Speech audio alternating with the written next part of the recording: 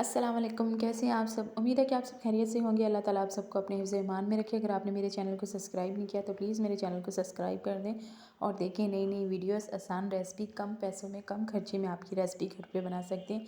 घर के मसालों से ही ये रेसिपी बनती है। आज हम आपके लिए लेकर आए हैं बीफ़ कढ़ाई। बीफ़ कराची की स्पेशल कढ़ाई बहुत ही मज़े की होती है बीफ़ कढ़ाई। एक बार ये रेसिपी ट्राई करके ज़रूर देखिएगा। प्रेशर कुकर से आज हम ये रेसिपी बना रहे हैं। प्रेशर कुकर पर बीफ कैसे गल जाता है, बड़े का गोश्त हो या बकरी का गोश्त हो, अगर आप प्रेशर कुकर पर स्टीम लगा देंगे तो आपका बीफ का जो गोश्त होता है वो 20 या 25 मिनट लेता है प्रेशर कुकर। 4 अदद टमाटर, हरी मिर्च, 2 अदद प्याज, लहसुन और अदरक का पेस्ट। ये देखें, लहसुन और अदरक हमेशा ज़्यादा डालेंगे। 1 किलो 1 kg बीफ का गोश्त। ये देखिए, अच्छा फ्रेश गोश्त हो, मतलब अच्छे खासे हट्टे कट्टे भैंसे का गोश्त हो तो बहुत अच्छा बनता है। अब हम स्टीम लगाएंगे। ये देखिए, हमने 2 गिलास आप पानी के ऐड करेंगे। 20 मिनट हम इसे स्टीम लगाएंगे, 15 या 20 मिनट। थोड़ा सा प्याज, थोड़ा सा टमाटर, मतलब 1 टमाटर काट के आप बीच में ऐड कर दीजिएगा।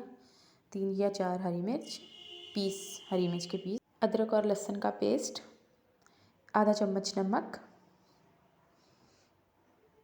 आधा चम्मच हल्दी। दूसरी तरफ हमने स्टीम लगा दिया उसे 20 या 25 मिनट।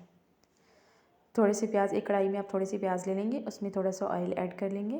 ये देखिए, माशाल्लाह से एक बार ये रेसिपी ट्राई करके ज़रूर देखिएगा। इंशाल्लाह ताला आपको मेरी ये रेसिपी बहुत पसंद आएगी। हल्दी, लाल मिर्च, नमक, ये देखिए, ये हम आपको दिखा रहे हैं। इसमें यही चीज़ें डलती हैं। सूखा धनिया पाउडर, ज़ीरा, साबुत ज़ीरा, कसूरी मेथी 1 चम्मच। ये देखें, बस ये लाजमी ऐड होगी इसमें। 1 चम्मच लाल मिर्च, लहसुन और अदरक का पेस्ट। ये देखिए, हमारे प्याज हल्के से ब्राउन हुए हैं, फिर हमने इसमें मिर्च ऐड की है। टमाटर और हरी मिर्च बीच में डाल लेंगे आप, और थोड़ा सा पानी बीच में ऐड कर लीजिए ताकि आपके टमाटर जो हैं अच्छी तरह इसी पानी में गल जाएं। ये देखिए, हमने इसे 20 या 25 मिनट पकाएंगे। धनिया पाउडर का 1 चम्मच, आधा चम्मच साबुत ज़ीरा, आधा चम्मच नमक, आधा चम्मच गरम मसाला।